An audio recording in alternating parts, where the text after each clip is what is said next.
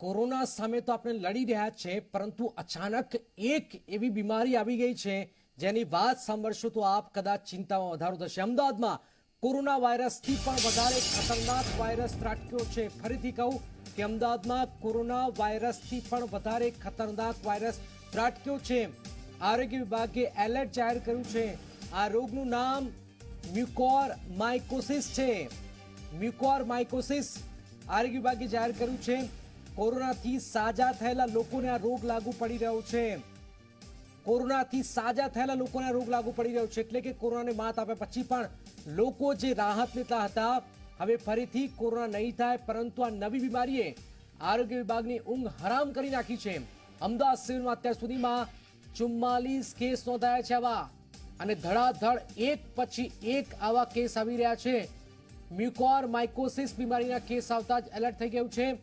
44 કેસમાંથી 9 દર્દીઓના મોત થઈ ચૂક્યા છે, એટલે કે આ નવા રોગનો મૃત્યુદર 20% છે, જે ખૂબ જ વધારે ચિંતાજનક કહી શકાય।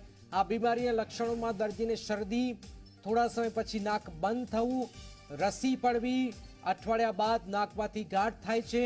દર્દી ઇલાજ માટે આવે ત્યારે નાકમાં ગાંઠ જોવા મળે છે, જેનો સીટી સ્કેન કરવો પડે છે। રિપોર્ટની મદદથી બીમારીના ફેલાવા અંગેની જાણકારી મળે છે। મ્યુકોરમાઇકોસિસ બીમારી દર્દીના અંગોમાં કેન્સર કરતાં પણ ઝડપી પ્રસરે છે। આ બીમારીમાં એક પ્રકારનું ફંગસ જોવા મળે છે, જે નાકમાં રહેલા હાડકાને કોતરી ખાય છે। નાક અને આંખ વચ્ચે પણ એક નાનું હાડકું હોય છે, જેને કોતરી ખાય છે। નાક અને મગજ વચ્ચે હાડકું હોય છે, જે ખવાઈ જતા બીમારીની સીધી અસર દર્દીની આંખ અને મગજ પર થતી જોવા મળે છે।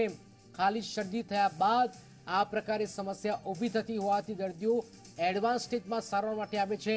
અત્યાર સુધી સારવાર માટે આવેલા દર્દીઓમાં 43%, એટલે કે 19 દર્દીઓને આંખમાં દેખાવાનું બંધ થયાનું સામે આવ્યું છે। કેટલાકને અંધાપો પણ આવ્યો છે। મ્યુકોરમાઇકોસિસનો ફેલાવો એક દર્દીના મગજમાં થયાનો પણ કિસ્સો સામે આવ્યો છે।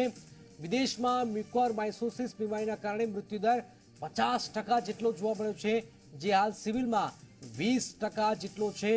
તો આપ અંદાજ લગાવી શકો છો, કોરોના કરતાં પણ ખતરનાક આ બીમારીના લક્ષણો હાલમાં અમદાવાદમાં જોવા મળ્યા છે। આ રોગથી નાકમાં રસી પડવા લાગે છે, નાકના હાડકાને કોરી ખાય છે। આ રોગ મ્યુકોરમાઇકોસિસ રોગના લક્ષણો ભયાનક છે, અને અચાનક જ મોત આવે છે। 20% મૃત્યુદર અમદાવાદમાં જોવામાં આવ્યો છે।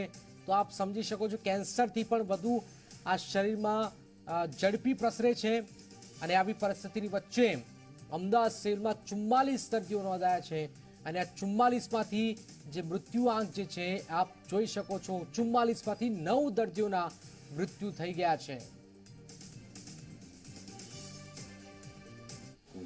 અમદાવાદની અંદર મ્યુકોરમાઇકોસિસના કેસોની સંખ્યા ધીરે ધીરે વધતી જોવા મળી રહી છે। ખાસ કરીને અમદાવાદ સહિત અલગ અલગ જિલ્લાઓમાં કેસોની સંખ્યા વધતા એક પ્રકારનું એલર્ટ પણ તબીબી આલમમાં આપવામાં આવ્યું છે। આપણી સાથે અમદાવાદ સિવિલ હોસ્પિટલના ENT વિભાગના હેડ ઓફ ડિપાર્ટમેન્ટ જે છે તેઓ જોડાયેલા છે, ડૉક્ટર ઈલા ઉપાધ્યાય, તેમનાથી વાત કરીશું। મેમ, કેટલા કેસીસ અત્યારે આપની સામે આવેલા છે, અને ખાસ કરીને જો આ પ્રકારની બીમારી જે છે એમાં શું લક્ષણો જોવા મળતા હોય છે? અત્યાર સુધી અમે 44 કેસીસ ઓપરેટ કરી ચૂક્યા છીએ, અને આની લાક્ષણિકતા એ છે કે દર્દીને, અને વધારે પડતા પેશન્ટ્સો પોસ્ટ કોવિડ છે, સો દર્દીઓને મોટાભાગે સામાન્ય શરદી થઈ હોય એવા લક્ષણો થતા હોય છે, એટલે દર્દીઓને જલ્દી ખબર પડતી નથી। થોડા વખત પછી એને નાક બંધ થઈ જવાની, નાકમાંથી રસી પડવાની વગેરે તકલીફો થતી હોય છે, અને એના થોડાક જ સમયમાં, લેસ દેન અ વીકમાં, દર્દીઓને નાકમાં કંઈ ગાંઠ જેવું હોય એવું લાગે છે, અને દર્દીઓ મોટાભાગે અમારી પાસે આવતા હોય છે।